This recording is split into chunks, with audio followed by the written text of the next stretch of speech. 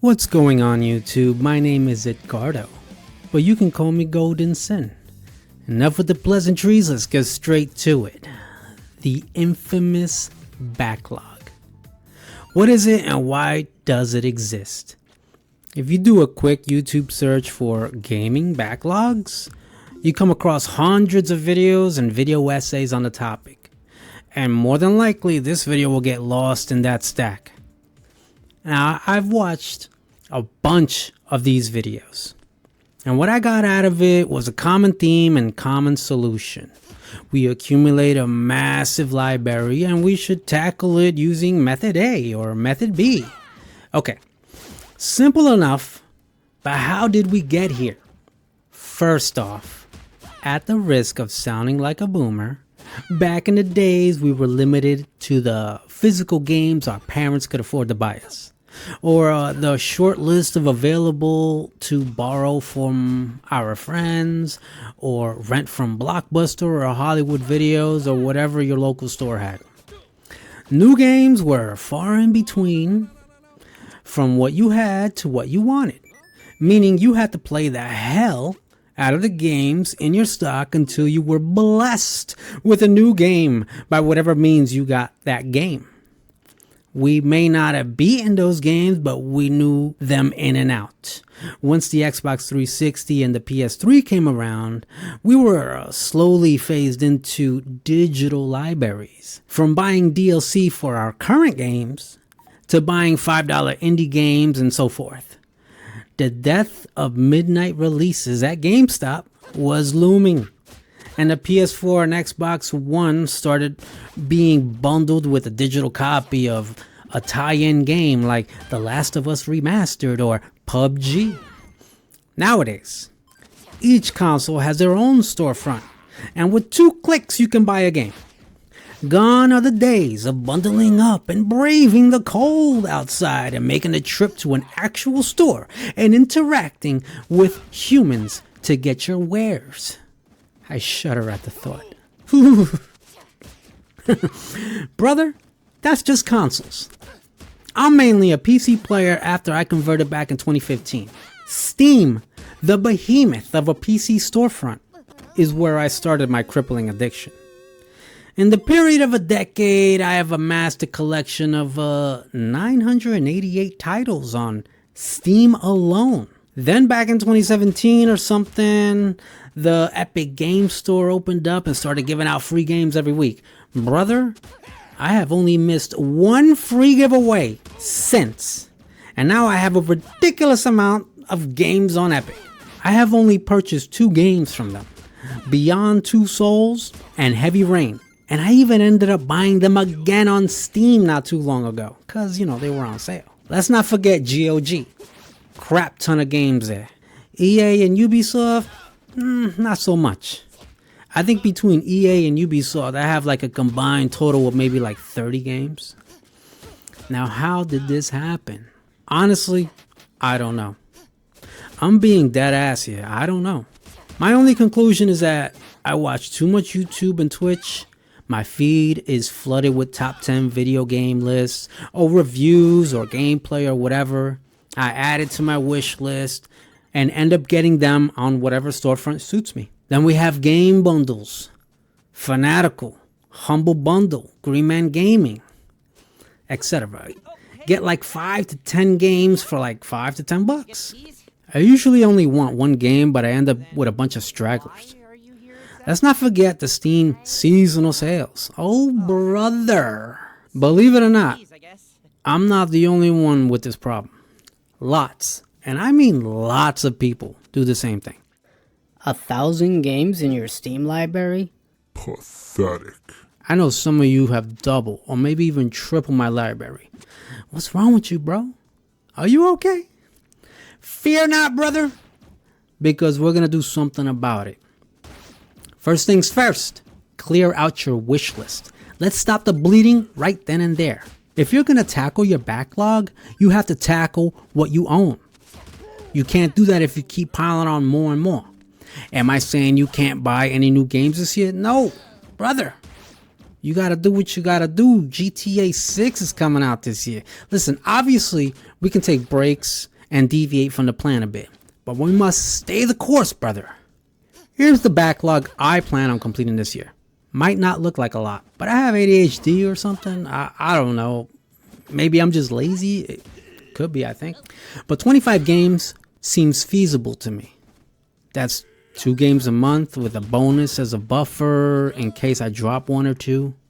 I started mid-January, and I'm already like 2 games down, but it's because of the method I'm going to lay out for you right now. Before that, though, I gotta let you know, don't treat this like a job. Don't treat it like a chore, or else you are not gonna have fun doing this. This is a goal to achieve something, to know you can get something done and move on to more. We all crave some sort of dopamine hit. This can do it for you. I get mine when I see that Steam achievement notification pop up. I'm not a 100%er. I don't have to 100% the game and unlock all the achievements or trophies. I just want to beat it. I drop money on most of these titles, and I had the intention on playing it, but with the overwhelming selection at my fingertips, I can never sit down and focus on just one. Some people call it analysis paralysis. Alright, so boom. How much time can you dedicate to a game each day? Now for me, it's between 1 and 3 hours. If I uninstall Call of Duty and Delta Force, 1 and 3 hours is doable for me. Go through your library, find the games you really want to play this year. Not the games you got for free in the bundles, not the indie darlings everyone talks about but no one really plays. Make a small list, brother. 20, maybe 40 games. Put them in a spreadsheet or a Word document or whatever you use to organize yourself. I suggest using a website like Backlog.com. It's a free site and lets you log your progress. Alternatively, and this is my preference, visit HowLongToBeat.com, where you can add your games here and sort it from shortest time to longest to beat. This, in my opinion, is imperative to the whole shebang. What we are doing here is known as the snowball effect. The term was coined by Dave Ramsey, a financial expert who actually helped me tackle my credit card debt. Now, Golden Sin, why are you bringing in analogy from a financial expert? We're here to game. His approach is simple. Gather your credit cards, in our case, our games, and sort them out from lowest amount owed to the highest amount owed, and pay off the smallest one first. After completing the first one in the stack, move to the next one, and so on until you get to the final boss. The card that you owe the most on, or in our case, the game that has the longest time to beat. Brother, I already knocked out 3 of my 6 cards, so I'm halfway there.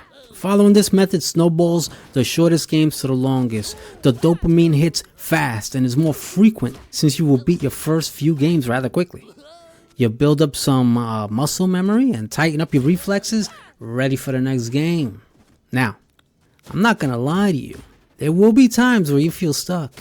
Like you get to a game and it feels boring or repetitive or just plain stuck at the part where you can't get past. Listen, brother, it's okay. We don't have to beat that game. You can put it back in the backlog and try another game. If you're confident that you won't come back to that game, then retire it from your list. I don't suggest replacing it with another game not already on your list, but you do you. I, for instance, am stuck on River City Girls. I was into Double Dragon beat 'em ups when I was younger, but I don't know. I'm not feeling it right now. I feel a bit stuck in this one, so I decided to move on to the next one on my list, which so happens to be a SpongeBob game. I know. I was already more than halfway through the SpongeBob game, so it gave me motivation to finish it up easily. You don't want to get frustrated with a game and lose momentum or motivation to continue on. You just want to have fun doing this. You want to feel that your money was worth it when you made the decision to add the cart and apply a promo code at checkout. Listen, I set myself a reasonable goal. I have a long commute, and when I get home, I'm beat. My dogs are killing me. I want to lay in my bed and pop on some YouTube and zone out with my Steam Deck or my ROGLIX. Maybe sit at my computer. I don't know. I have an unhealthy routine every day. I get to work and I check slickdeals.net. I jump on gg.deals. I check key shops for deals on my wish list. For what? For what? To buy another game I won't play? I got a 2 terabyte NVMe in my ROGLIX and a 1 terabyte in my Steam Deck. Both of them have 1 terabyte micro SD cards. Come on, brother. I got like so much space. I had them filled to the brim with games. Games I'll never play. Some on my desktop PC. Forget my PS5. It's got a thick layer of dust on it. I will probably catch an asthma attack if I try to dust it off. What I did was uninstalled everything not on my backlog. I made sure every device had the same games installed so that I can easily and seamlessly switch between devices with Steam Cloud saves. Everything is in sync.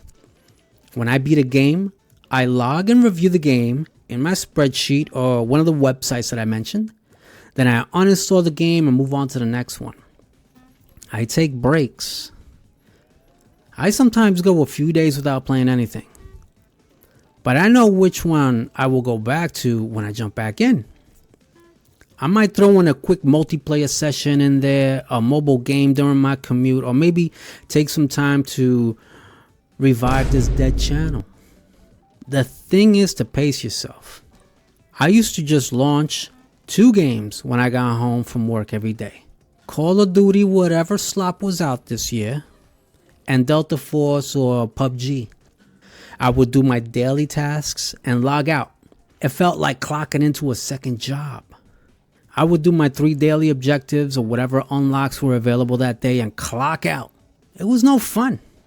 I don't want gaming to feel like that again. If I drop $30 to $70 on a game, I want to get my money's worth. When I go to a buffet, I get up for another plate at least 4 times. I gotta get my money's worth.